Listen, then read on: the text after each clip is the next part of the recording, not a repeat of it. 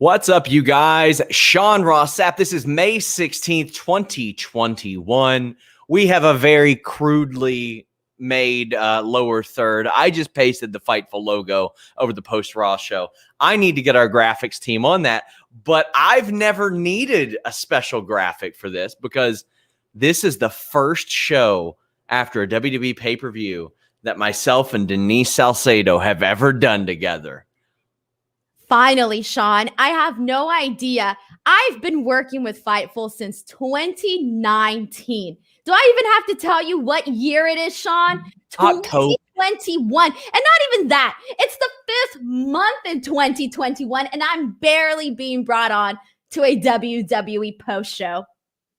BTW. Well, I have a secret between the chat and I that you don't know about. I saw it, Denise. You're still logged into our StreamYard. Just, you know what? We'll go ahead and plug that. Denise did her first solo show at Fightful last night as well. She covered Impact Under Siege. You did a great job. I even mentioned if we make 1 cent on those shows, I'm really happy because we weren't doing them before you did them. And a lot of people showed up, Denise. Jimmy Van, you're welcome. Sean Ross Sapp, you're welcome. New Deal Denise has got some attitude about her. Well, guys, hopefully you all don't have some attitude about you because I enjoyed tonight's show, and I hope you all enjoy our show. We got plenty of stuff over at Fightful. So many shows that'll make your head spin. So just check out our channel. Check out our podcasts. I'm dropping interviews all the time, including Monday. I'm interviewing Johnny Gargano, so make sure you guys check that one out. Must be nice, Sean. Must be nice. I don't have an interview with Johnny Gargano. Must be nice. Well, you know what? If you did, I would wait like 3 days and let you put yours out first because I'm just such a nice guy. But you know what? If you all want to be nice guys, leave us a thumbs up. That really, really helps us. After the show, leave a nice comment. That stuff helps too. But while you're here, donate a super chat, kind of like WWE Mark did. He says, happy early birthday, Denise. It's my birthday in about 2 hours, May 17. Well, happy birthday, WWE Mark. But Denise has a documentary coming out tomorrow. I do have a documentary coming out tomorrow. And I will tell you that. Would you rather it be a music video or like maybe? Yeah, because a documentary, like those are usually like tell all like secrets and, you know, they reveal like the dark side of you. Like this is dark side of Denise or what? Like I'm terrified about this documentary. Fine. We'll do a music video tomorrow. It'll be a music video instead. There you go. It is now changed. Change it. You can't change it. You promoted a documentary. You got to stick to your word now. No, I run the site. Flim Flam Mandrew says, like celebrities, wrestling deaths happen in threes. R.I.P. New Jack the Miz. Oh my and God. John Morrison.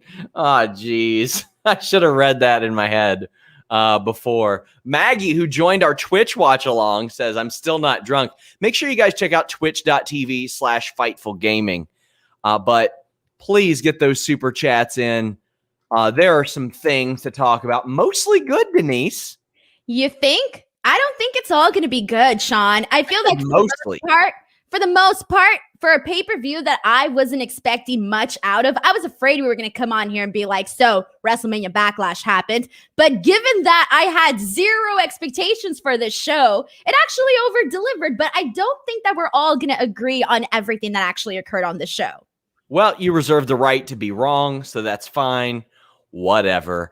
Let's go ahead and talk about the open of the show. Ricochet answers Sheamus's open challenge. And I love that, like, they couldn't even have Ricochet off of a win because he and Mustafa Ali went to a double countout on main event during their little program. But whatever. He is now billed as 217 pounds, Denise. Is he really? I'm shocked. He can't even be on 205 Live. Sean, so I think you're going to fire me now. Why?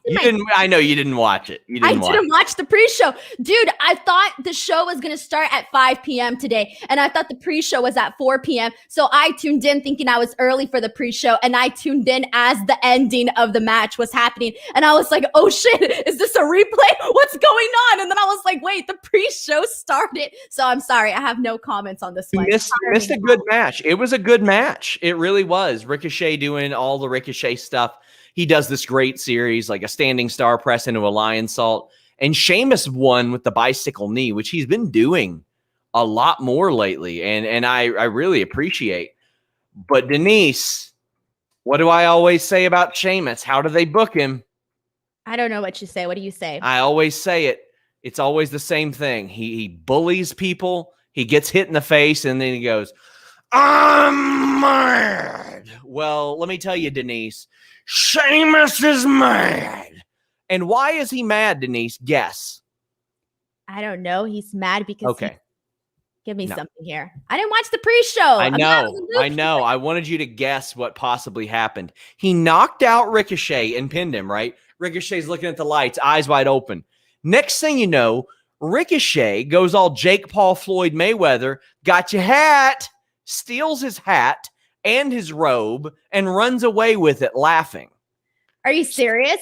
Yes. So Ricochet's like, ha ha ha, I know you just knocked me out and pinned me, but I got your hat. Well, I guess if you're having an argument and you're like 5 years old, you might as well take someone's play toy. You know what? I'm not too bad that I missed this pre-show. I'm pretty sure we're going to see this match about 5 times on Raw. Yes, so you're right. In the end, I'm going to watch it a million times.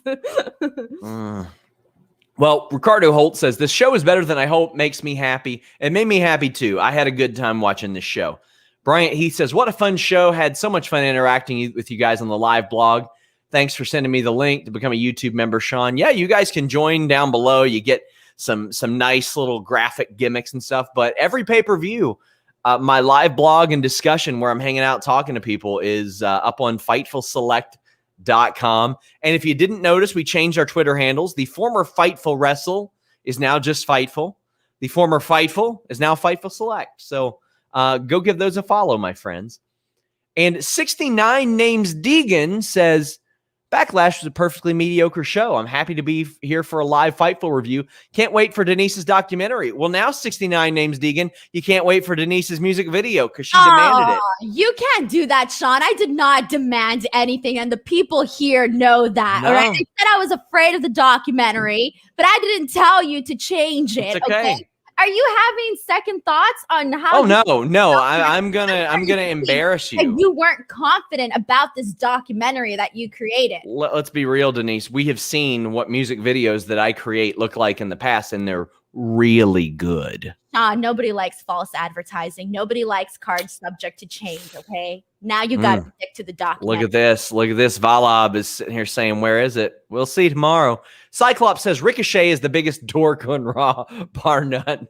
Damn. I can't necessarily say I disagree with that, though. Well, based on everything that they've been doing with him, though. Somebody was like, well, why would he want to steal Sheamus's hat? And I'm like, have you seen the hats that he wears? Of course, he would want to. He would want that. Like, they're terrible. You're a fan of the hats? No. I'm just saying that I could see Ricochet wanting that hat. I mean, just, yeah. You got to get rid of it. That's what I would want. Damn, Denise. I'm sorry. I never liked the hat. That looks really silly. What, Sheamus's? Yeah, I was never. I'm not saying that I like it, Denise. I'm saying Ricochet would. Okay. Well, you know what I did like, Denise? I like this opening triple threat match, this Raw women's title match. Those chemistry issues that Asuka and Rhea Ripley had are either gone or Charlotte fixed them, because holy crap, they were all over the place here. They were going like 200 miles an hour. We saw the Charlotte moonsault. They did the double superplex instead of the Tower of Doom, which I really appreciate. And that finish, just teasing finishing moves, and Asuka going in and out of the Asuka lock and transitioning and countering. I thought this was a blast, Denise. This is one of the best women's matches of the pandemic, I think. This was definitely a good match. And here's the thing, too. For several reasons, I enjoyed this match. So first and foremost, I want to start off with Rhea Ripley. We've been on here on our Raw shows talking about how her run has been lackluster. It hasn't necessarily been anything amazing. And, we've all talked about little things that they could probably fix and do differently with Rhea Ripley. So to me, heading into this match, I was like, okay, Rhea Ripley here is going to have to come out looking really strong from this match, because this to me kind of felt like a test where if she didn't actually have a good match, I felt like it was not going to be a very hopeful look for her in terms of moving forward as a champion. So to me, this match honestly had to be good, or if not, I was going to start thinking, you know what, maybe putting the title on Rhea Ripley wasn't the greatest idea. However, after this match, even just like the first portion of this match, like the first couple of minutes, we saw her and Asuka go at it. And in those couple of minutes, we saw so much better than what they had been doing previously. Their WrestleMania match, their last match that they had, those few minutes at the beginning of the match were probably the best that we've seen so far from them. I thought that we already knew that Charlotte and Rhea Ripley obviously had good chemistry with one another, but today was just further proving that. There was a moment where Rhea Ripley was literally just getting Charlotte with a bunch of like knees to the face. I absolutely love that. I thought that was phenomenal. And in the end, I really ended up liking this match. All of them punching each other when they were all on their knees in that like triangle. I really enjoyed that. I mean, there were several moments in this match that I thought were really, really good. And this was definitely what Rhea Ripley needed. And also, I love the fact that she actually got the win with her finisher. And it sort of also protected Charlotte because Charlotte had gone for that kick on Asuka. And she sort of like that momentum from that kick ended up like sort of eliminating her from the match. So Rhea Ripley was able to use that to her advantage. I love that. I thought it was a great finish, and it was better than her essentially winning, you know, out of a roll up or something like that. I could have done without Rhea after the match being like, nanny, nanny, boo boo, stick your head in doo doo, doing this gimmick. Nanny, nanny, boo boo, stick your head in doo doo. Yeah. She was telling Charlotte to stick her head in doo doo. And I was like, come on. Okay, so Sean, one of those, like, come on. No lie, unrelated. Yesterday when you DM'd me the pig and shit thing, I was like, what the frick does pig and shit mean? Never in my life have I ever heard that saying, ever. So last night, guys, Denise and I were talking about the success of her first Impact show. And as I mentioned, we didn't cover those Impact monthly specials before. Like we did on the Weekender, but not on Fightful. And when we were constructing Denise's new deal, it's like, well, you know what? Denise can cover those. She's good at it. She can carry a show on her own. And I said, if we make a penny more than what we pay her, that I'd be happier than a pig in shit. What do you think a pig hangs out in all day? Look, it's just not a thing that is being heard here, okay? I was like, what the hell does that even mean? Have you ever heard as nervous as a cat shitting razor blades? No, never. Somebody says somebody's been watching Tosh.0. I have never watched that trash. I do not like. I think I've maybe watched 5 minutes of it, and then I was like, I ain't never watching this again. No, thank you, friends. Chris Williams says, so glad you can now rewind and fast forward on Peacock. I couldn't. I didn't even try, so I don't even know. I can't add to this. Man. Bezo Banks says, also meant to add this match. Yes, it did. This was a great way to set the tone for the show, especially for Denise, who didn't watch the first match. Also, Sean, so I tweeted on Twitter that Rhea Ripley needs to turn babyface, okay? And I kid you not. Turns out that nobody really knows what the hell Rhea Ripley is. Is she a babyface? Is she a heel? I posted a poll that got over like a thousand votes, right? And 69% of the people, almost 70% of the people said they did not know whether or not Rhea Ripley was a babyface or a heel. But after this, I just kept thinking to myself, they really need to make Rhea Ripley into a strong babyface. For those who already think that she's a babyface, make her into a strong babyface and actually have her go head-to-head with Charlotte, who's like the ultimate heel. I mean, to further your point, these are the results. Like, 15% thought heel, 16% thought babyface. So in reality, Denise, nobody knows. Nobody knows anything. I thought she was a heel. Come on, she was teaming with Nia and Shayna. So like for the longest time, I had referred to her as a heel. Yeah, she said, nanny, nanny, boo-boo, stick your head in doo-doo, and only heels say that. Aaron Entertainment says this match, top 3 matches of the night, maybe the best. That's saying something, too, because I thought almost every match tonight was good, but there were 3 that stood out above me, or above all others for me. Nerd Guru says Charlotte Rhea is going to be ran into the ground, but like they're both heels. Who do we root for? Root for who you want. Root for who you want. You get to pick. Decide on your own. No, it shouldn't be like that. It should not be like that. I disagree. I love it. I love having two absolute gobshites that I get to decide which one sucks less. I really enjoy it. Rage Lack says, so mad I can't watch the show. Was working, and due to the no rewind feature on Peacock, I have to wait for the watch along to finish in an hour or so. Buddy, I'm sorry. Our show will be here. Don't worry. King Mamba says you live under a rock. Some of these sayings are like common knowledge. And where does King Mamba live? All right. This is what I want to know. Nobody here in Los Angeles talks like that, okay? Looks like Los Angeles to me. You swear. Maybe he was on vacation. Maybe that's not even him. Look, all I'm saying is that those little like comments aren't necessarily anything that's regularly heard here. We talk like normal. Regularly. Okay. You just said regularly, so you don't talk like normal people, Denise. All right. You know what? Where's he from? Let's try Vegas. Vegas is weird, okay? It's full of weirdos in Vegas. Come on. Please leave a thumbs up on this video if you have just tuned in, or if you didn't just tune in, you just want to be nice to us. That helps an awful lot. I'm also going to be encouraging you guys, leave us a nice review on iTunes. Even if you don't watch over there, it helps people find us on iTunes. So please be a gentleman or gentlewoman and do that. The Mysterios, or as Denise would call them, the Mysteriosos, with regularly just defeated the Dirty Dogs, Denise, and they beat the brakes off of Dominic backstage.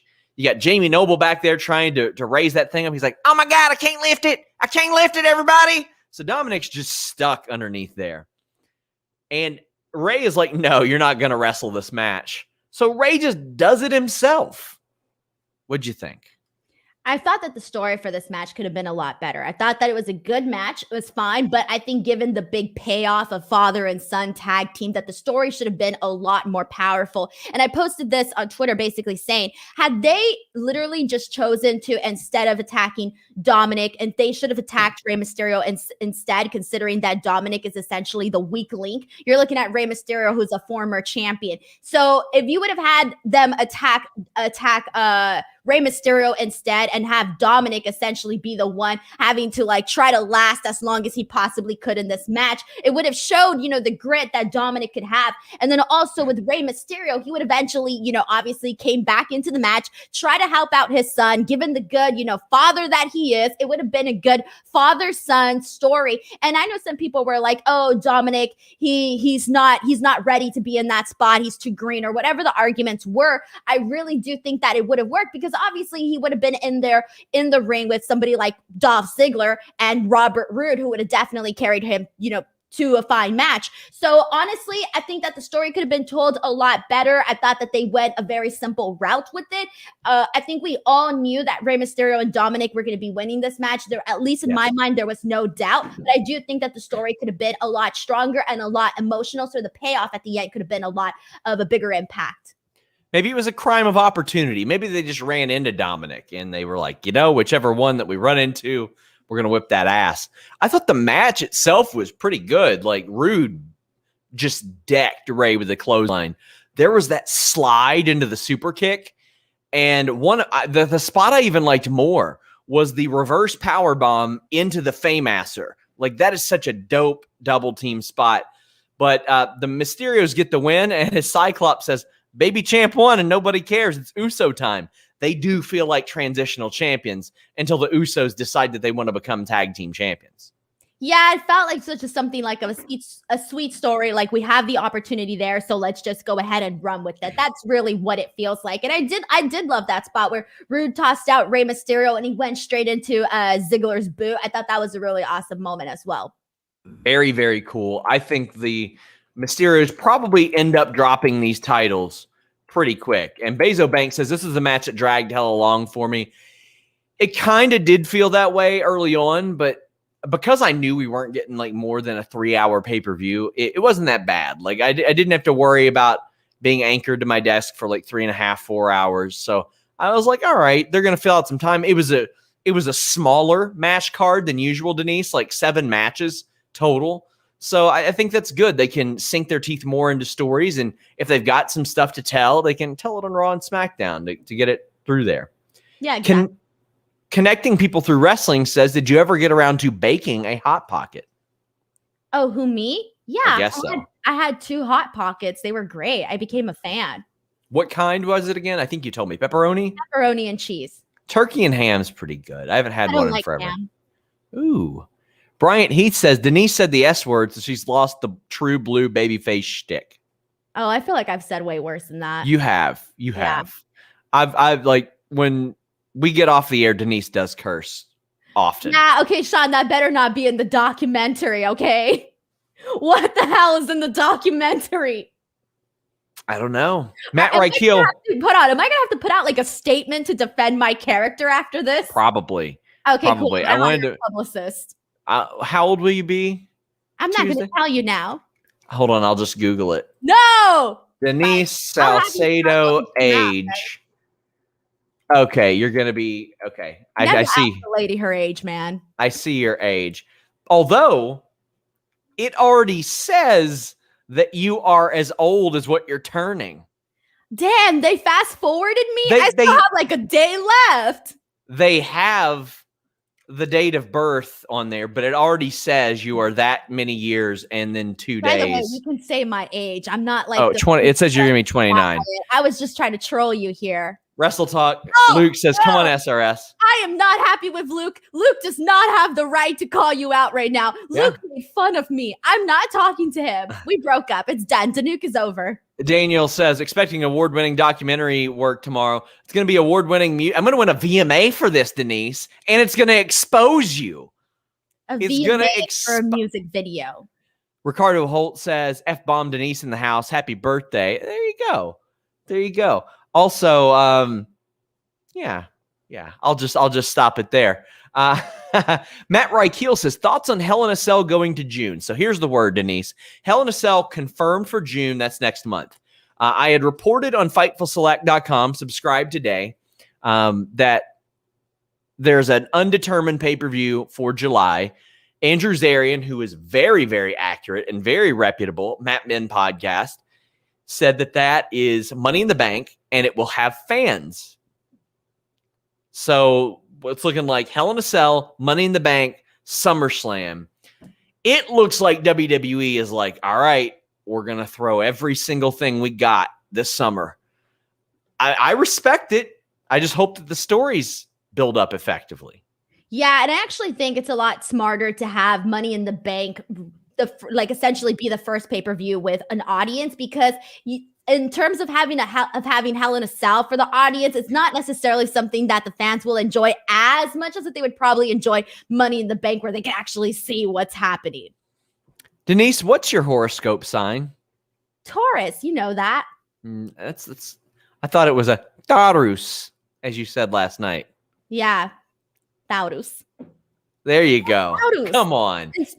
Taurus. You were pretending that you didn't know how white people. Oh, because everybody was saying Taurus. Why the hell are you saying Taurus? They were saying Taurus on commentary. I thought it was Black Taurus. Yeah, no, you could say black Taurus, or you can say, I would probably prefer them say Black Taurus, but I mean, it depends on what he wants, right? I watched the product. Joel Wood says pepperoni already makes Denise my favorite person. Hey, there you go. And somebody says, we love Denise. The bean kicked in.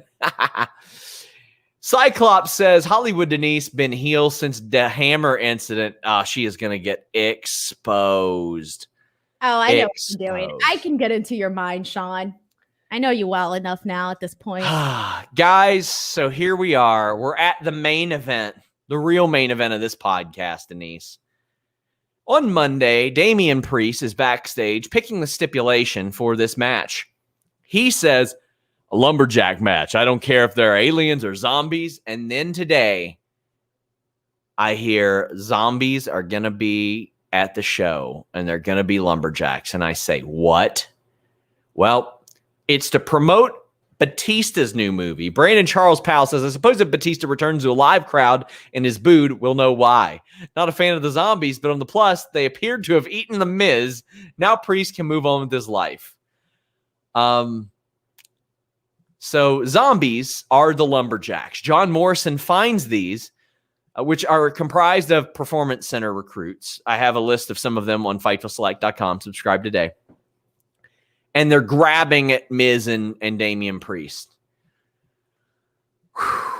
And they've got to fight him off briefly. The only redeeming thing about this, I did think it was cool that John Morrison was like going action star on them and doing cool stuff, but he shouldn't have had to, because this should have never happened, Denise. This was one of the dumbest things I've ever seen. I had people with the balls to say, well, this is AEW. Would you have a problem with it? Yes, I would have a problem with it. It sucked. I had people that said, well, oh, hold on. Yeah. You say you want WWE to try something different, and then they do, and then you say it sucks. That ain't good. Different but shitty is still shitty. This was shitty. As Michael Bunch says, The Miz in March, WWE champion, 2 months later, eaten by zombies. Gotta love WWE logic. Hey, you know what? Rick Grimes was the lead on his show, and he got eaten by, well, he didn't. Actually, he disappeared. Spoiler alert. But lots of people been eaten by zombies. Lots of respectable people, Denise. But this sucked so bad. This was so bad. Bezos says, what's worse, this or the Street Raiders thing? This. This was not good. So I posted another poll. 1,400 people voted on this, okay? 50% of those voters put that they felt embarrassed by this, okay? You should not feel embarrassed. And may I add that the other 30% either thought, what the fuck, or hated it. Only 14% of those voters thought that it was awesome. Yeah, that is not a very good portion of your audience. Now, there was also a scary spot where Damian landed on Miz's knee. Hope Miz is okay, but Damian Priest wins. This sucked. Damian Priest has now beaten Miz in 3 singles matches and a WrestleMania tag match. They should have just ended it at WrestleMania. Had that nice moment with Bad Bunny. How that was one of the most, moments that everybody, one of the best moments on WrestleMania from those 2 nights where people were legit surprised and taken aback by how much they enjoyed that tag team match. How it was one of my favorite matches of that week. So they should have really just ended it there on a high note, move on. Oh, we have a lot of super chats about this more than anything. And this is on a good show. Drew says Miz would have won if he brought the Sandman. Yeah, he did good against the ECW zombie, RIP. A lot of people were making ECW zombie jokes, but unfortunately that guy passed away.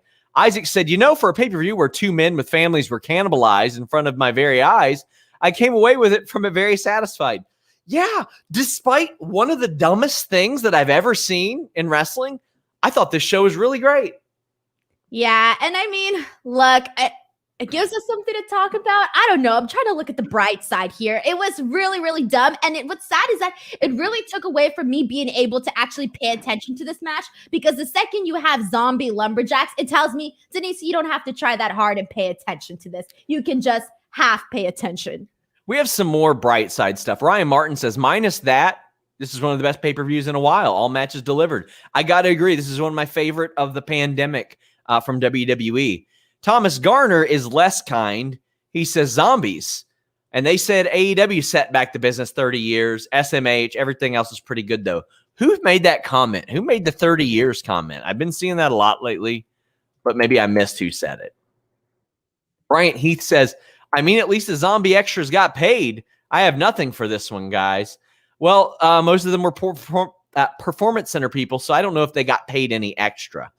And Bob Harris says zombies were just Lily controlling the Lumberjacks. Oh, man. Oh, my God. Oh. They could easily come back and tell us that tomorrow on Monday. I didn't even think of that as a possibility. Bob, don't put that evil on us. Don't put that evil on us, man. Rob Reed says, didn't get to watch the pay-per-view tonight, and after hearing about zombies, I'm glad I didn't. No, you should. You should really watch the pay-per-view and just not watch the zombies. It was a lot of fun. Fast forward that part because it was pretty embarrassing. And then turns out that I was the only dumb person that did not know why there was an Elvis zombie. I tweeted why is there an Elvis zombie? And everybody had an answer, and I felt really dumb after that. What was the answer? Go ahead, say it on the air. Apparently there's an Elvis in the movie, and the movie takes place in Las Vegas. Well, not everybody I hadn't even seen the trailer for this movie. Yeah. Or film or whatever the hell. I don't even know anymore. Joel Wood and Hannah have cleared this up. He said nobody said the 30 years comment. It was a report about what officials thought backstage. Hannah says it was a rumor, I think, from RSN. They claimed that someone in WWE management said the 20 years thing. I wouldn't doubt that. I mean, quite frankly, if I wanted a particular quote from about anybody, you can just ask around and get that quote. You talk to the right person, whether they're happy, jaded, sad, different days, different attitudes, that type of thing. Nerd Guru says, great show tonight. Save the walking dud. I'll save the rest of his comment for later. But Ken Shearer says, we all thought the 30 years back comments were expressing disgust. Turns out it was just excitement for the possibility of zombie lumberjacks like it's 1981. That's 40 years back. Here's the thing too now, is that if we after these zombies essentially ate The Miz, I no longer, and I'm sorry to The Miz, no longer want to see The Miz as WWE champion once again. Yeah. This should be it, finito, done. Luke says this should have been for Truth Gulak instead. I agree. It would have been funnier if it was a backstage segment. By the way, does that belt exist anymore? I don't know. I have no idea. Daniel R says, what is creative on when they are like zombies? I guess to each their own, but I was not a fan. You have Roman and this on the same card. That's a very good point. I know wrestling's a variety show, Denise, but when you've got the artistic beauty of what we saw in that main event and this, it's like, okay. Entertainment and sports entertainment, you know? Yeah. Marco says, I had someone try to debate this is better than Arcade Anarchy. Huh? What? Where? Who? Oh man, I mean there was some stuff I didn't like about Arcade Anarchy, but Chris Statlander and Sue, Anarchy. It was fun. Not like it? I thought it was harmless. Daniel says Miz versus Priest probably on Raw tomorrow. Miz has to be a zombie now. Tomorrow. No, not come back for at least, or yeah, he can come back. No, I don't want to see the Miz as a zombie. Nah, forget it. Nothing. Nada. I don't want. They're gonna be a zombie team. No, Sean. No, don't even say it. Don't even say it, because then somebody will be like, you know what? That's a really good idea. And then we're going to be watching, and I have to sit the 3 hours of Raw and then come on here and talk about it for an hour. So please, no. Miz and Morrison are going to be a zombie team tomorrow, I bet. But here's the thing, too. And they did the whole bunnies thing. So bunnies, zombies. Isaac says, Batista is such a heel for unleashing these zombies on us. F you, Big Dave. He's like the most beloved person in wrestling until tonight. I hope your movie does terrible in your Hall of Fame induction. Is this worse than Blutista? Yes. Yes, it is. Braden Gervais says, Halloween's on Sunday this year, Halloween Havoc, which reminds me, it's May right now, Denise. They couldn't have saved this. I know. I would have let it slide a little bit more if this was during Halloween time. Okay, I really would. Or if it was like cinematic, something stupid and cinematic. Halloween Havoc this year, I feel like they'll probably do like an NXT takeover Halloween Havoc like that. But yeah. Is this worse than the undies? Than The Miz beating Damian Priest in his undies? What's worse, Sean?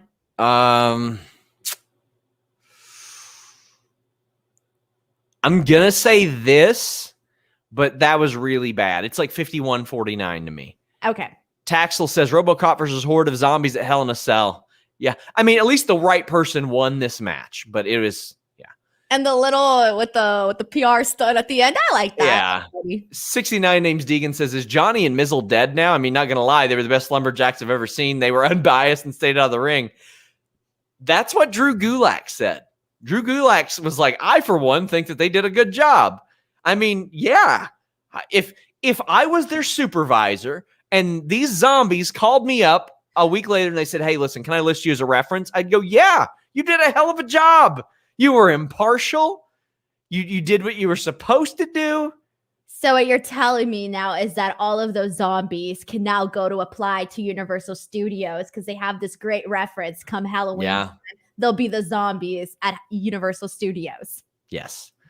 Nerd Guru says, I was scared for Cameron Grimes during this. That's a good shout. By the way, guys, check out our NXT post show every Tuesday night, 10 p.m. Eastern Alex Palowski, if you liked him on my Raw and SmackDown reviews a couple years back, if you like Sour Graps, if you like him on the post-AEW show, you will love his post-NXT show. George Fitzpatrick says, which number of the night that wrestling died are we on for zombies? I think probably like 12 now. 12 now. Me and Alex would always do the night that wrestling died, like number 1, 2, 3, 4. We stopped counting at one point. Not surprised.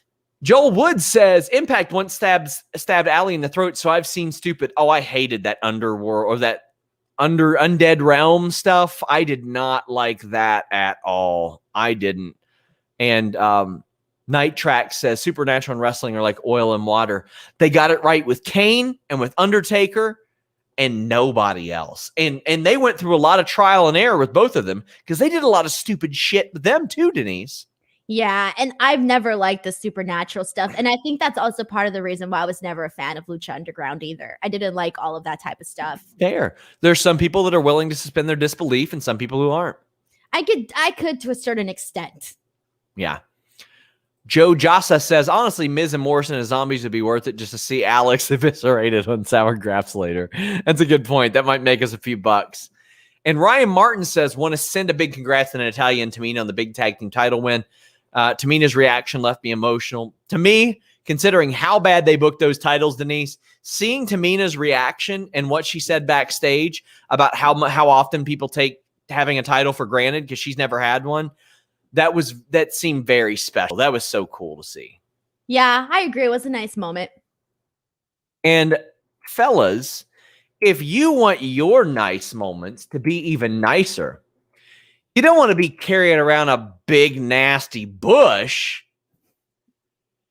Go to manscaped.com and use the code FIGHTFUL. This is your pubic service announcement and the news you've been waiting for. The Manscaped engineering team has confirmed that they have successfully created the Lawnmower 4.0 trimmer, which is now available for purchase in the U.S. and Canada. The new trimmer was just released, and we were one of the first to get our hands on it to share the news. Over 2 million men worldwide trust Manscaped, and you can save 20% off and get free worldwide shipping when you use the promo code FIGHTFUL at manscaped.com.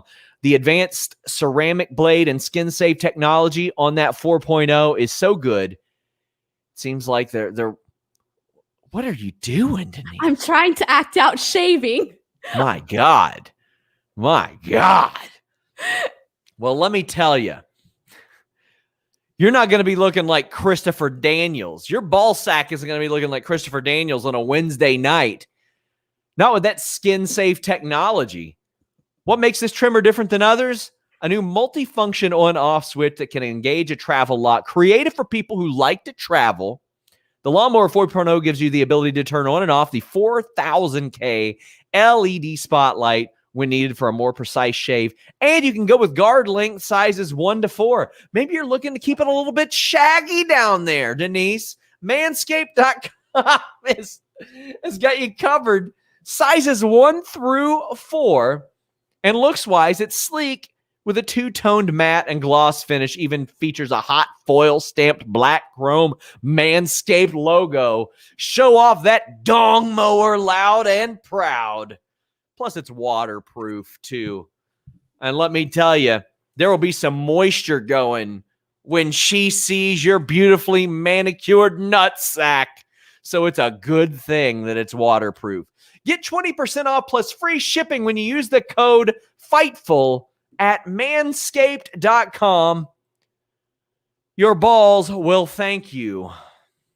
Manscaped.com. Dude, that was like some freaking improv and acting class, man. Talk about feeling the pressure. I now that I've discovered, any idea how terrible, inappropriate things I just did right now because I felt the pressure? Yeah, I saw the screen, Denise. I mean, I do that all the time. My entire life. I mean, I do that all the time, Denise. It's not that big of a deal. You did good. You did all right. Thanks. You did all right, kid. Thanks. Well, WWE did all right. Let's go ahead and put on my resume. I can mime a Manscaped ad. Man. Oh, somebody says, I wish Denise was on Cameo. Bezo Banks, just for this performance. Well, there you go. Thank you. Brandon Charles Powell says, super chat for the SRS nerd glasses and Denise's sign language. I know. And I really hope that I didn't do I don't know sign language. I hope none of that stuff actually meant anything because I don't even know what I just did. Joel Wood says having Denise is the only person on the screen with this Manscaped ad makes Sean the MVP of this podcast. So I do what I can. Hold on. I do the work and you get to be the MVP? You see what I mean? This is Robbery. Not fair. You thought you were safe, but you weren't. And Volob says, don't you mean sheer the news? Ha ha ha, pal. Volob also says, I woke up and started watching the pay-per-view in the middle of Priest and Miz and just rolled with it. That's a rough one to get started off on, right? Yeah, because you're am I still dreaming? Am I awake? Am I back in reality? What is this, the Twilight Zone? Oh, man. Guys, get your super chats in. We've got a few matches left, obviously. Guys, don't send inappropriate super chats. Not only will I not read them, you'll get banned. It was my fault, wasn't it? No, it wasn't. Oh, thank God. Hector Rodriguez says, hey, Denise, Sean, what did you all think of the zombies? I thought it was terrible. I thought it was bad, but it was also funny at how bad it was. So stupid funny. I don't want to see it again. And I would not give my stamp of approval for that. Why are you laughing? Dave Batista sent out a tweet and says, WTF you telling me? You think I booked a bunch of fucking zombies? I'm on a damn plane. Shouldn't you be tweeting Vince? Poor guy. That is so sad. He did say that he sent some of his friends, Denise. That's true, but maybe he didn't know. Maybe he didn't know what exactly was gonna happen. I don't know. Oh, I don't think that he had any idea it was going to go like that. My God. But we had another good match up next. Bianca Belair defeated Bayley. What'd you think of this match? I thought this match was actually pretty good. And even though the ending was probably, I don't know how people felt about the ending. I actually liked it because I kind of felt that it is obviously going to continue to further along the story with Bayley and Bianca. And I really do think that moving forward, if they actually allow it, they can make for a better story. So I hope so, because at the same time, Bianca doesn't have that very many challengers. That was one of the things that I was talking about during my SmackDown post show, is that when I was looking at the SmackDown women's roster, there really aren't a lot of options for these challengers for Bianca Belair for the title. So I really do think, what else can you do but keep furthering the story along with her and Bayley? I mean, yeah, you look at it, there are 8 women on the SmackDown roster right now. 2 of them are tag champs. Ooh. 1 is Bianca. 1 is Bayley. 1 is Sasha, who she just beat. So there is Carmella, Ruby, and Liv. Yeah. And that's it. I'm sorry, but that's just not good. Yeah, you can have this great star power champion in Bianca, but at the end of the day, she's gonna need more than just one challenger at this point. Yeah, I liked this match because Bianca Belair is so unique in that she can sell as an underdog because she's facing a woman that, 1, she has lost to before, but 2, that was a champion for practically a year and a half. Somebody says, Mia Yim's on SmackDown? Let me know. When have you seen Mia Yim on SmackDown, guys? Tell me when you saw Mia Yim on SmackDown, because you didn't. Even if she was, that's still not enough. We still need more. Mia Yim is not on SmackDown yet. Not until she pops up on SmackDown. Aleister Black has been on SmackDown. He ain't done anything on there. Nobody has, she ain't there yet until she comes up on TV. At this point. Yeah. But this match was good because Bianca is good enough to play the inexperienced champion to Bayley, but also a dominant brute force babyface that is capable of incredible things. And Bayley whiffing on that suicide dive. Holy cow, that was cool. Bezo Banks says, might be in the minority, but the show didn't do it for me until Bianca Bayley. Thought the WWE title match was great and the main event humped. Well, I think if you even just watched from here on, you watched a really good pay-per-view, Denise. Yeah, I would agree with that because the opening match was good. And then obviously once we get to this Bayley-Bianca match and then everything from then on, yeah. Nerd Guru says maybe Becky versus Bianca at SummerSlam. I would be very shocked, and I think that's probably a WrestleMania match as well. But I wouldn't count on that one. I wouldn't count on that.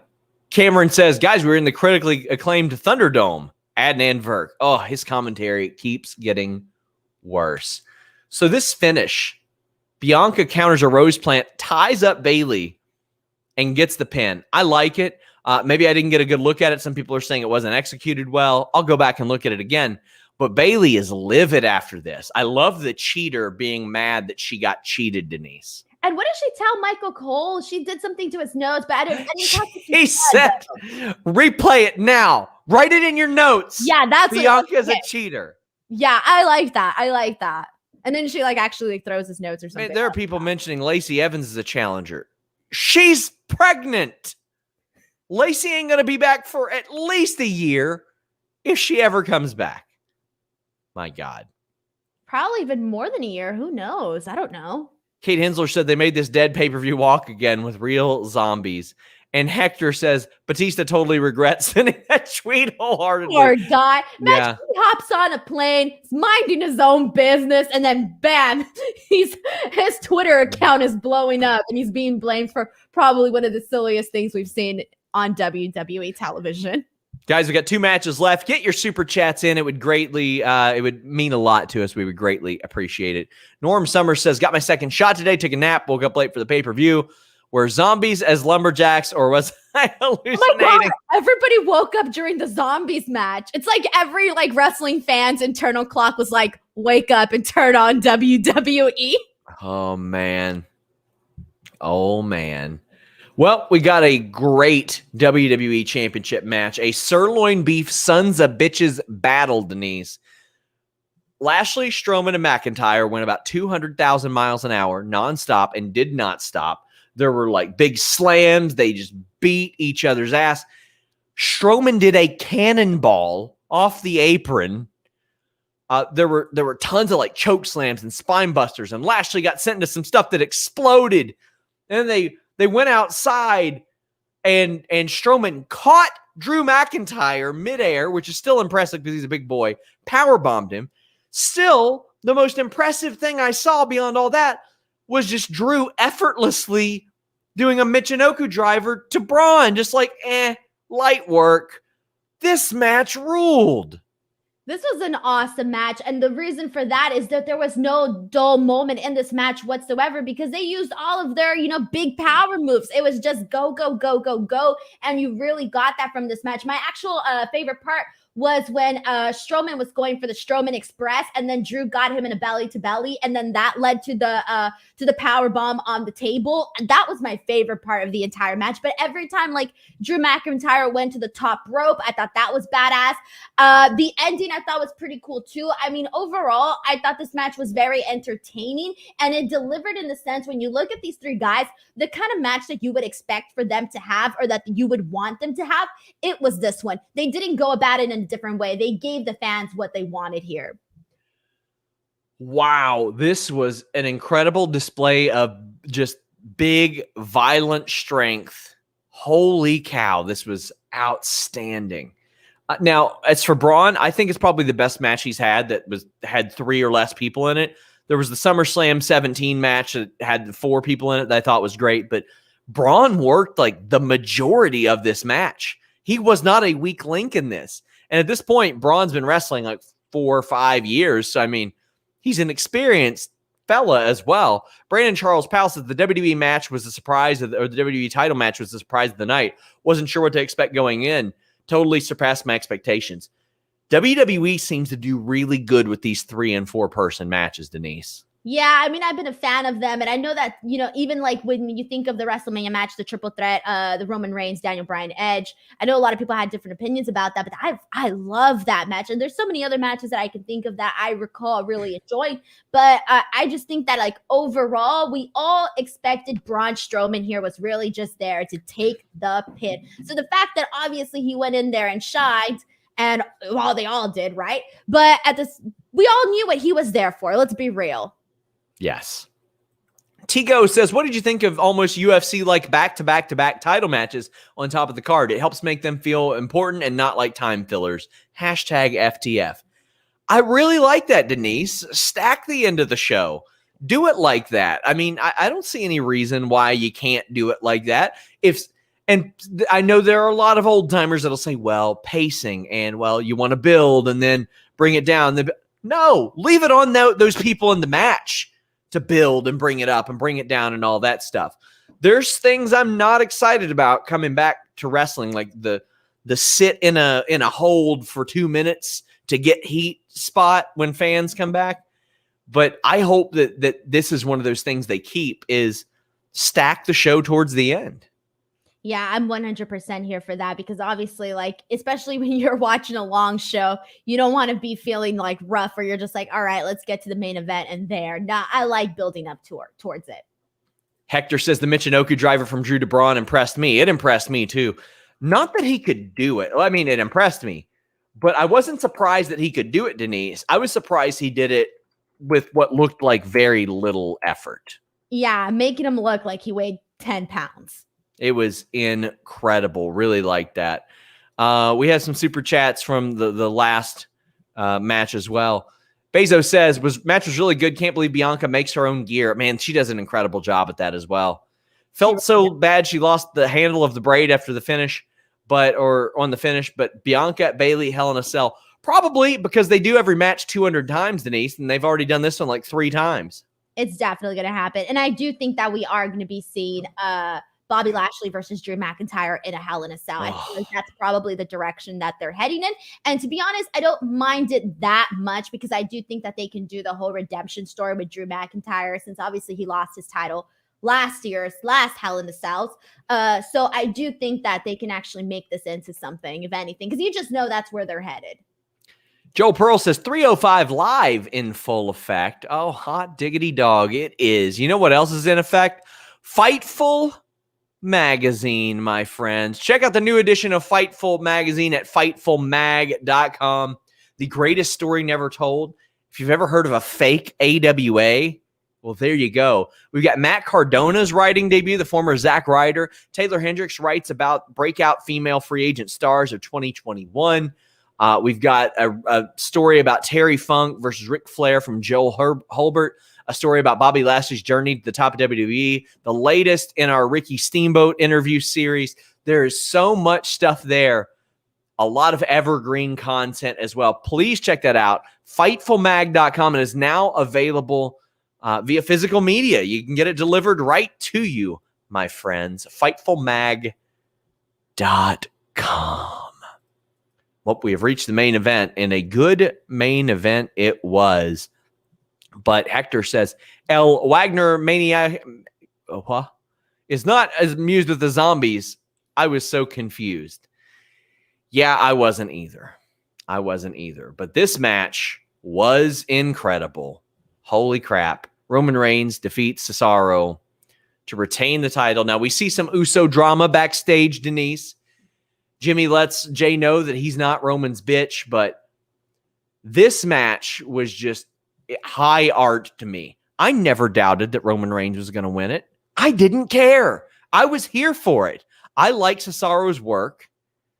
I like what he does, and I like the story. I'm here for the ride, Denise, and this was a ride. This was a blast.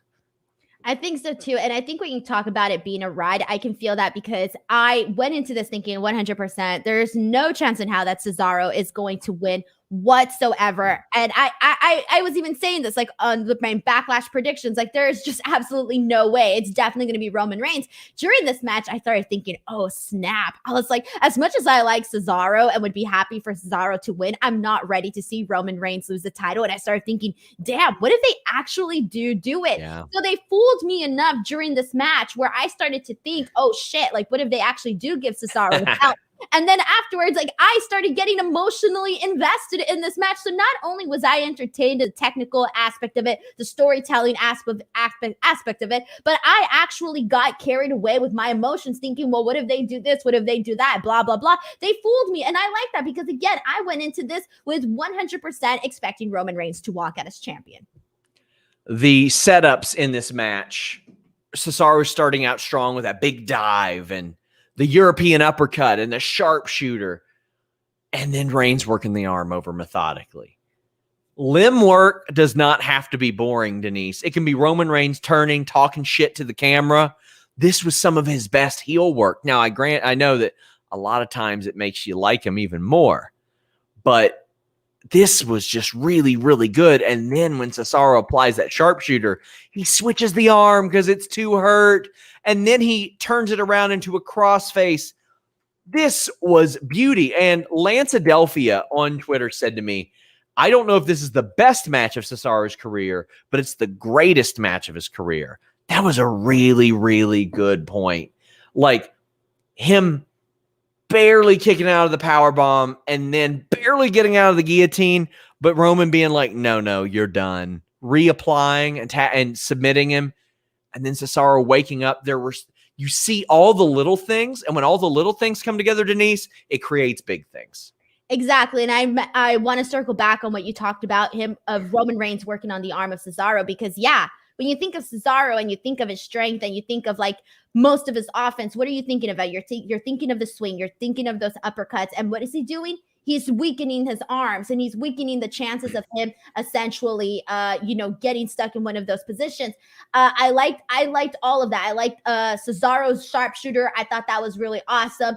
When he turned it into a crossface, I thought that was awesome. Cesaro slamming Roman was really cool. When he was in the guillotine was really cool. Especially also too, there was this moment where Roman had the guillotine and then he kind of lost the grip a little bit after Cesaro slammed him on the mat. So I really like that too. All of that, like that whole sequence of events that took place in that last final moments was good. It was this big lead up to it. But here's the thing too, is that a lot of times, a lot of matches you get, obviously the very fun last few minutes of the match, right? Now, this was the entire thing. And I think that Cesaro, whatever place he was on the roster, I think that this match really showed that he should be one level above that always and consistently.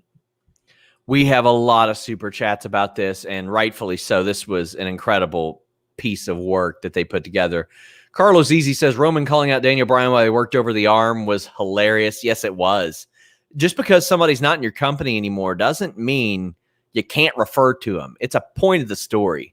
And Carlos also says, what a main event. Love the selling of the arm, all the creative counters. Cesaro's corkscrew plancha made me actually jump out of my couch. Sometimes you forget exactly how athletic that guy is. I love that spot too. I even forgot to mention it, so I'm so glad they did. And Bezos says, might be a small point, but after the finish, when Cesaro popped up from being KO'd, I legit hopped out of my seat because what great selling. Denise, I have seen people like a lot of times when new people will come in, they'll ask to be like put to sleep, so to speak, so they know how far they can go, what it feels like.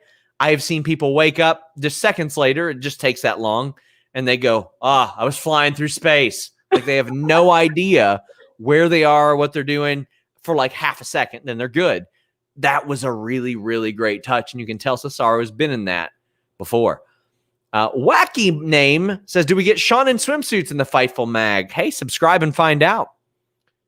And F50 says, Sean, you got to follow those copies. F50 says, I'm going to get straight to the zombie stuff. Hated it, but then remember that we all support a literal dead man. Wrestling makes me need alcohol. Yeah. Or where do we draw the line here? Yes. So we have a lot more super chats about this. Brian F says, DB noticeably absent during the pre-match video. Yeah, but he was mentioned in the main event. And Ricardo Holt said, Cesaro versus Reigns made Cesaro moving forward. So that's a big point for me, Denise. How many dog shit, lame finishes do we see every week? DQ, roll up on distraction, interference, all that stuff. Is Cesaro hurt one bit right now by taking a clean? You mean, I thought you meant physically. Never mind. No, is he hurt in the eyes of anybody? No, of course not. If anything, like I just said, he should be ranked up one spot above. Win him in the ring, lose him in the ring. Sometimes you just run into somebody better than you on that night. Sometimes it happens. Ah, man. Cameron Dezat says Jimmy versus Roman at Hell in a Cell plus just join Select. Well, thank you very much. I think that would be a funny one, or a fun one, rather, not a funny one. It might be funny. Hell if I know. Daniel says, who should beat Roman? I don't see a clear Hangman Page here like for Kenny Omega. Me either, Denise. I don't see anybody. And I've been saying this about Walter, too, because I would always have people say, who's going to beat Walter? And I say, that person doesn't exist yet. You decide who it's going to be when they get white hot. And I hope that with Money in the Bank, they actually give it to somebody that we think is going to be credible enough to actually be taken seriously, to possibly win a title. And they could do so much with that too. But even then, as of right now, if you were to tell me, Denise, pick a name, I'd be like, I don't have anybody for you. Hector Rodriguez says, will the mag have more info than PWI? Just curious. I don't read PWI, unfortunately. I'm sorry. I just don't read it. But ours will have a lot of evergreen content. Almost all of it will be just as useful 6 months from now as it is now. And let me tell you, we are very well connected in that sense. We got a lot of cool stuff there. Flim Flam Mandrew says, every Reigns match is a storytelling masterpiece. This finish was so perfect. Feels good to be rewarded for investing into a match. This wasn't like a rocket science build, Denise. They took a guy who fans have been behind for a while. They did subtle little things like Reigns looking at him and telling him to shut up, him passing up a title shot so Daniel Bryan could get one, then him earning a title shot, Roman Reigns giving him the B-plus player speech. There was so much good stuff that led up to this, and they didn't have to beat you over the head with it. You know what they didn't have to do, Denise? They didn't have to say, Baron Corbin's King of the Ring. Did you know he's King of the Ring? He won that King of the Ring 2 years ago. Hey, look at him looking at his crown. Wow, is Shinsuke Nakamura looking at his crown? Is he the king now? Wow, King of the freaking ring. You are forgetting, though, that they replayed that WrestleMania Cesearo clip like 1,000 freaking times, okay? That was like really bad. That was a rib, though. That was a total rib. I don't care what it was. It was terrible. That was to set up Rollins still being upset at Cesaro. Like it was mocking him. And it was stupid. Yes. We're upset more so than Seth Rollins. Sure. Drew Lytle says, I know it's off topic, but love to see both on Adam's No Rolls Barred channel for a Let's Play. All Adam Blampier needs to do is ask, and I'll come win some stuff on another channel of his. Adam already banned me from the channel. I'm not allowed on. Really? You're banned? I'm banned. I'm legit banned. Because I'm banned. How'd you get banned? Because Adam said no. I said, Adam, I'm nice enough to come play your games. And he said, no, Denise, I do not want you on my channel. I think Adam thinks that I would show up on his channel like in full gimmick like I do for Quizlemania.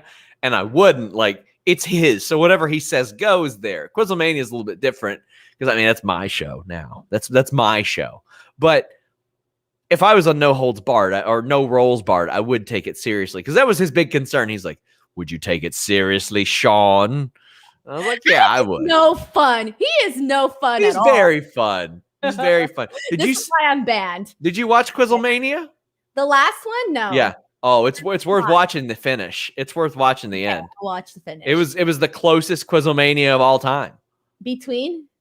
Me and Sully. Oh, fun. Yeah, it was pretty good. Huh, guys, get your super chats in. We are wrapping up. Omar says, sad to see Danuke broke up. Happy birthday almost, Denise. Yeah, and I had nothing to do with that. Luke just turned heel on me for no reason. I thought we were all good. Luke's trashing me in the chat at 4 a.m. UK time. Unreal. So this wasn't all. There was more that happened.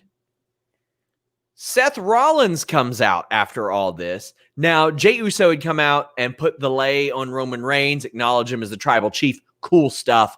Super kick Cesaro. That's cool. That will have a match too. But Rollins gets in Reigns' face, and I'm like, oh my God.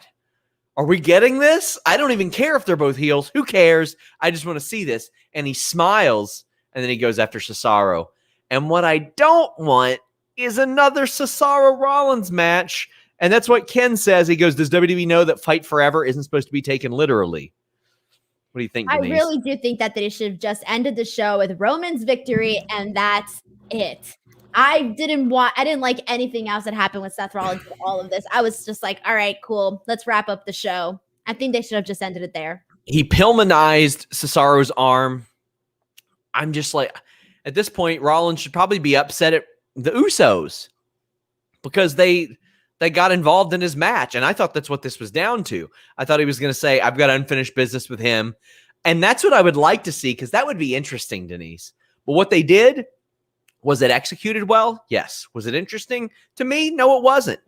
Rollins' suit was interesting. That was about it. Yeah, Tigo, star though. yeah, Tigo says Uso versus Uso, Hell in a Cell to acknowledge Roman. What do you think about that, Denise? I don't know, because for a second, I really thought that we were gonna see either Jimmy or Jay get involved in this main event. So I, at this point, don't even know where they're headed anymore with this. Anthony Velasquez says, great main event. Not sure if we needed to see Rollins versus Cesaro again. I am completely with you. I don't need it again. Nerd Guru says, and really, I don't need to see immediate rematches. I don't need to see a match immediately after. We're going to get it, though. Yeah. We're going to get it. I got reservations about Hangman Page and Brian Cage, but it makes sense. I got reservations about Pinnacle and Inner Circle rematch. We'll see if it makes sense. But, I mean, doing it 3-4 times, it's like, all right, come on. George says, Roman and Cesaro was the best non-NXT WWE match in a decade. Psychology and emotion was excellent. There more good stuff. Yeah, there were at least 3 or 4 that I liked in the last decade more. Terry Allen said, did you notice the weird quick scene during the brawl? Did you see that, the little glitch that popped up? Oh, yeah, I posted about, I thought it was me. I thought I pressed a button on the remote. I was like, what did I do? What the peacock do? What happened? I'm trying to, okay, yeah, so I see it. It is screens, right? Like, because it was there for like a while. Like, and there was a, you know, there was a shot of a desk and a stairway, and that's it. And that's like somebody. I didn't see that. I saw like a bunch of little screens. Yeah. But I mean, that's the only thing that had a screen, anything on the screen. So I mean, it looks like it was just an accident. Bezos says, the one thing I found weird was that not only did neither Uso get involved, but Jay just never did find Jimmy. I guess we got to wait till Friday to find out, but that is weird. But I'm glad, yeah, as Bezo is, that neither Uso got involved. Roman is the best, so he shouldn't need help. Yeah, and I think people were starting to also get irritated by that, always thinking that he needed Jey Uso's help. He needed Jey Uso. And for a second, I thought, well, what if they have him lose and they play off the fact that he didn't have help from Jey Uso? That's what I thought was going to happen at one point, because I told you they swerved me a little bit. I started thinking they really were going to give this to Cesaro. Bryant Heath says, I thought they were setting up for an Edge return. It's been 5 or 6 weeks. When do you think we see Edge back? I'm thinking when fans are back. I hope so, because I think right now, I don't think I was really feeling what Edge was doing at the moment. So I need a refresher. Yeah, it wasn't too hot. Phil says Cesaro Rollins arm for an arm match. Oh, God. Oh, God. No. And Jackson says, when do you think Rollins versus Reigns happens? SummerSlam? Well, then a Nerd Guru said, I don't think we need Seth Cesaro again, but if it leads to Seth Roman at SummerSlam, count me in. I think that would be a big, big match. If they can pull it off, either probably Seth or Big E seems like the common sense one to go. I think it's gotta be Seth. Yeah, Seth would be a big one. And I think it's got to be Seth, because you want to come out guns a-blazing when fans are back, Denise. Yes, 100%. I agree with that. Nerd Guru says, don't mean to devalue Omega's work, but even with all he's doing, he's not even close to Reigns. The man is a god and should not be beaten ever. Yeah, to me, I think that Reigns has surpassed Omega in the ring for title matches of late. Not like over the last year or so, but of late, I enjoyed this a lot more than Rich Swann and Kenny Omega. I was just having this conversation where I really do think that I've become a bigger Roman Reigns fan in the last couple of months than I ever was. Even at the start of him being a heel, like I was into it, right? But I think as it's progressed, I feel like I've become a bigger fan of his work. Well, guys, hopefully you're a big fan of our work. We did a UFC 262 watch along last night. Charles Oliveira made history. Denise did the Impact Under Siege show. But over at FightfulSelect.com, please subscribe. I can't tell you how much that is really our lifeblood of what we do. And we're breaking more news than anybody in wrestling, period, over there. It's just $5 to get started. And you'll get access to a lot of breaking news stories. Just this month, at FightfulSelect.com, we've broken news on Daniel Bryan's contract expiring, Zelina being back with WWE, the Knicks' plans for Mia Yim, a bunch of AEW dark names at a WWE tryout, Killer Kelly heading to Impact, of course, the NXT TakeOver in your house news, which apparently WWE says was broken by somebody else. No big deal. No big deal. FightfulSelect.com broke it, And as we wrap up, somebody reminded me, MVP says he's got a surprise for Bobby Lashley on Raw. What do you think it is? No idea. Zombies. Oh, come on. It's going to be zombies. I hope not. Well, I've got a music video documentary for Denise tomorrow. We are going to expose Denise at the top of the show. So Wait, here. hold on. So you're going to expose me at the very top and then have to make me sit through an entire Raw review? Yes. That's a 10 dirty one. or 11:10 p.m. Eastern. At least do it at the end. So 11 I can do my job properly. 11:10 p.m. Eastern. We kick off with the Denise Salcedo music video documentary showcase film premiere debut feature-length film. Oh, now it's a feature. All right, cool. It's going to be great. Guys, please leave a thumbs up on this video. Please support our other shows, The Distraction. As mentioned, Fightful Select has Sour Graps. It's got my Q&A show I do every week. It's got a backstage report podcast with 10 to 20 minutes of exclusive news. And on Monday, I got an interview with Johnny Gargano. Must be nice. It is nice, Denise. Yeah, must be nice. What do you got going on? Well, it's my birthday on Tuesday, so there's that. And I'm working like literally every single day. You are. Also, every day. Fun of me because I'm not going to hit my 20K goal. I'm 600 followers away. And that's like fun of me. Isn't that sad? Bullying a friend because they don't have enough social media followers. And Luke isn't even the one from Los Angeles. That is savage. I'm 600 followers away. I'm not going to make it. So that's happening. You're 588 away. But guys, follow Denise on Twitter. It's going to happen, Sean. I gave up already. I gave up. I am 888 away. It's not your birthday. No one cares, Sean. I am 888 followers away from my goal of 69,000. I don't care. I want to hit that by NBA free agency day, which is August 1st, but now I want to hit it by July 1st. Yeah, just rub it in. It's cool. I'm not rubbing it in. I wish you nothing but success, Denise. No, you don't. Why would you say that, Denise? Because you want to expose me. Hold on. You want to expose me on the eve of my birthday. You want to literally make fun of me because I don't have amazing interviews happening this weekend. And because you're almost at 69,000 Twitter followers, nice. I can't even get 20K because I'm a sad loser. There, it's done. My confidence has been shot down, Sean. I hope you're happy and satisfied. Guys, if you'll be in Jacksonville for Double or Nothing weekend, come say hi to me. Walk up, hand me $20 bills, fist bump me, anything like that. Guys, thank you all so much. I can't tell you how much I appreciate you all being here.